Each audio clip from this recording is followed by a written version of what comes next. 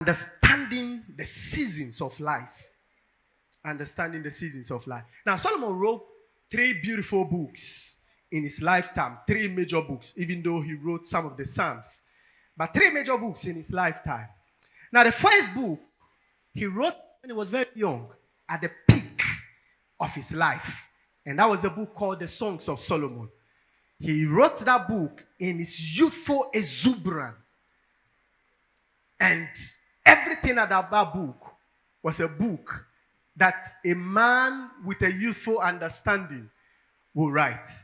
And that was Solomon. He wrote that book when he was very young. Now, when Solomon had grown up and come of age and have understood the things of life, then he wrote the book of Proverbs. You see, Proverbs changed the dynamics. And so now he was writing of wisdom and the things he had learned in life. Now, when he had grown and was an old man and had seen all about life, then he wrote the last book called the book of Ecclesiastes. That time he had seen everything.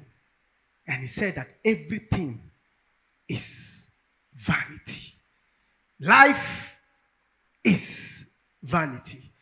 Now let's read something from Ecclesiastes chapter 3. Ecclesiastes 3 from verse 1. Understanding the times. Understanding the times. Ecclesiastes 3 from verse 1.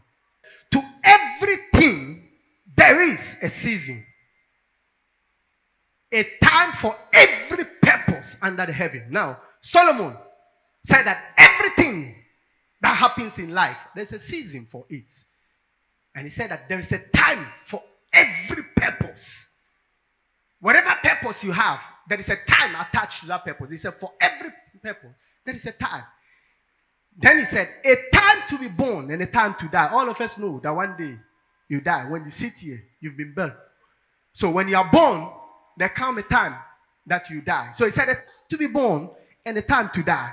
A time to plant and a time to pluck that what is planted. A time to kill and a time to heal.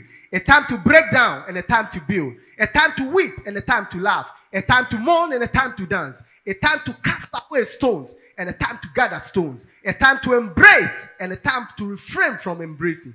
A time to gain and a time to lose. A time to keep and a time to throw away. A time to tear and a time to sow. A time to be silenced and a time to speak. A time to laugh and a time to hate. A time of war and a time of peace. Verse 9. He said, what profit has the worker from that which he labors? Now, the common denominator or the common factor that Solomon uses here is time. Now, you see that everything, there is a denominator or a factor that goes with everything in life. And that's time. So he said that a time to die, a time to be born, a time to laugh, a time to cry. Time is a commodity that you cannot do away with. Now, God has given everybody time. Both the rich and the poor. Both the sick and the healthy. Time. And he's giving everybody 24 hours of our life. Now, what you use that 24 hours of your time to will determine what you become. 1 Chronicles 12:32. Now the Bible says, and the sons of Issachar, who had understanding of the times, and they know what Israel ought to do. And he said these guys were 200 of them. Now he was listing Israel's men. But he said there was a group called the sons of Issachar. He said they had understanding of the times in which they live in. And he said that they knew what to do. So the sons of Issachar had 2 things that made them different from the rest. He said they had understanding of the times. And they knew what to do. Now, if you want to live and conquer time, you need understanding of time. So that you can know what to do. If you don't have understanding of time, you will never know what to do. You'll just be moving while time will be tossing you about. The sons of Issachar, he said, they had understanding of the times. And they know what to do. Let me take you to Genesis And I'll show you something. Genesis 41. They brought Joseph before Pharaoh. And then Pharaoh told Joseph his dream. Joseph said, the dreams of Pharaoh are one. Now, watch it because it's very important. Joseph said, listen, the dreams of Pharaoh are one. He said, God has shown Pharaoh what he is about to do. Now, look at it. He said, the 7 good cows are 7 years. Now, let's talk now. How did Joseph know that the cows are tied? They are 7 years. How did he know? Now, Joseph is now telling Pharaoh that, listen, the 7 cows that you see there are 7 years. He said they are tied. And then he said, the other 7 that they consumed too are 7 years. Now, Joseph's interpretation is that, listen, there is a season coming. That season is going to be 7 years of plenty. And he said there's another season coming. That's 7 years of lack. How did he know that? Because Pharaoh just saw fat cows and lean cows. But Joseph came in with an understanding of God. He said, listen, these 7 are times. Listen, for every man, all of us seated here, there are 2 seasons in your life. A season of plenty and a season of lack. And the interpretation Joseph gave Pharaoh was that, listen, a season is coming where there's going to be plenty of food in Egypt. When that season comes, he said, gather food, don't waste food, gather and store them. Because a season is coming where famine will hit the land. And nobody will know that there had ever been food here. But the food you have gathered is going to keep you in the season of famine. 4 seasons everybody have in our life. 4 seasons everybody have. Listen, and I want every youth here to pay attention to these 4 seasons everybody have in your life. Now, the first season of your life is the first 25 years of your life.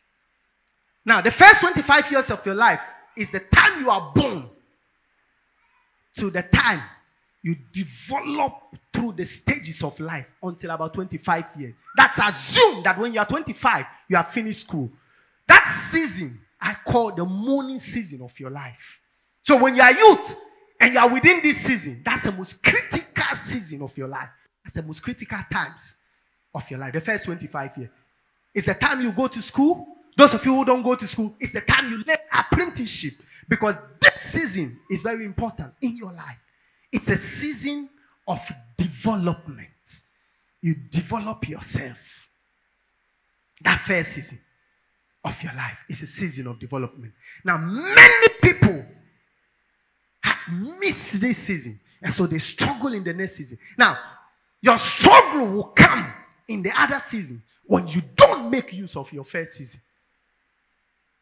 If you are to go to school and be educated and you decide not to go to school, you see that all your friends that you grew up with, all of them will finish school. You see them working. And then you will be begging for money because you see, you fail to take advantage of your season of development. The times of development. First 25 years of your life, it's a time that you develop your life. If you don't go to school, you learn apprenticeship. If it's hairdressing, learn it. If it's sewing, learn it. By the time you are 25, you have developed yourself. First season, the more of your life. The second season is the season between 26 and 50 years of your life. That's the most critical season. And that's a season of manifestation. You see, it is when you are within that season that you marry, you make family, and you manifest in that season. So you see, when you don't take advantage of your first season, you struggle in the second season. Because you see, you have refused to go to school. So grow up and sit in class. When you have children that you are paying their school fees, you pay your own school fees too. And they are so dinging as so because you fail to take advantage of your first season. Then I want every you to take it serious that this first season, very important development. Don't miss it. Go. When they are paying your school fees, listen, it is good that when they pay your school fees for you, you go to all the level you can and develop yourself. So the second season is a season of manifestation. In that season, it is assumed that you have operated in the first season and mastered the first season. So in the second season, you manifest. That's the afternoon season of your life. You marry there. Now, everybody, and even the rich people in the world, most of them, they manifest in the second season. Why? Because they've taken advantage of the first season. When you say Larry Page, all of them, you can mention them. It is between those ages 26 to 50 years. That's the age they manifest. And you can't deny it. Jesus, at age 33, started manifesting. That's a season of manifestation. A season. If you don't step well into the first season, in your second season, you struggle. You'll be pushed. They said everybody have married. Go and marry. And then you go and marry. You even have money to take care of even your children because you did not take advantage of your first season. And so in the second season, you struggle. Now the third season, which is the evening season, is the ages between 51 to 75 years. 51 to 75. And I call that season the season of legacy. When you are from 50 to 75 years, that's the period you want to leave some legacy for yourself. You have manifested in your second season. So it's a season where you believe this is the season where I want to make name for myself. That's the time people make name for themselves. Because you see, that's the season you go on retirement and things. And then you are just manifesting, leaving legacy, leaving name for yourself. That's the third season. And then the fourth season is 76 to 100 years. If you are fortunate and God give you that, it's a season of rest. Because that's the time you wait for your maker to call you in the fourth season. Now, Joseph made Pharaoh aware that the 7 years that Pharaoh was looking at, or the 7 cows, was not 7 years. It was not 7 cows, ordinary cow. There were years. And there were times that we have to look at. Now, so somebody will ask me, what do I do in my seasons? What do I do in my season? You see, in your season of plenty, or your season of abundance, you make the most of every opportunity that comes your way.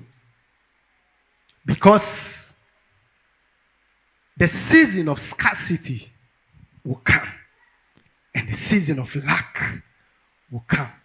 If you haven't taken advantage of your season of plenty, when the season of lack comes, you will miss it because you never took advantage of your season of plenty. Now, so one will ask, what do I do if I'm to walk in these seasons? What do I do? What do I do? Now, the first thing you do if you want to master the seasons of life or the times of life, the first thing you do. Now, when Pharaoh gave Joseph that dream and Joseph interpreted the dream, the first thing Joseph told Pharaoh, he said that store in the years of plenty. What am I saying? The first thing you need to do is to save and invest. Save and invest.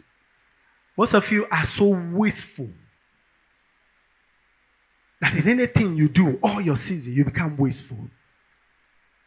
When you don't save and invest, everything you have gathered will go waste.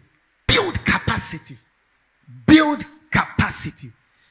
You maximize your season by building capacity. You see, when you are very young, that's the time you need to build capacity in prayer.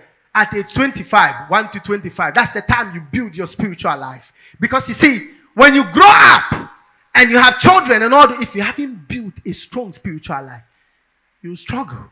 Because you see, what will take you 1 hour to do, you have to use 3 hours or 4 hours because you never took advantage of your first season. So you build capacity.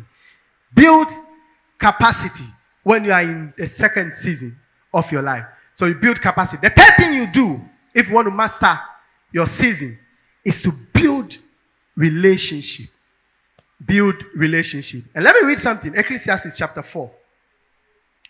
Ecclesiastes chapter 4. Build relationship. Some of us don't want to build relationship. You are breaking every relationship around you. Everything around you, you are destroying. Instead of you to build relationship, you are destroying everybody that come close to you. You either hate them, you quarrel with them, and everybody is going away from you. Nobody wants to stay around you because you have decided not to build relationship. Now, in Ecclesiastes chapter 4, from verse 9, it said, 2 are better than 1 because they have a good reward for their labor. For if they fall, one will lift his other companion. But woe to him who is alone when he falls, for he has no one to help him out. Relationship is very important in our life. So in all the season of your life, build relationship. Build strong relationship. Build relationship with people. Build relationship in trust. Build solid relationship that will help you in your season of lack.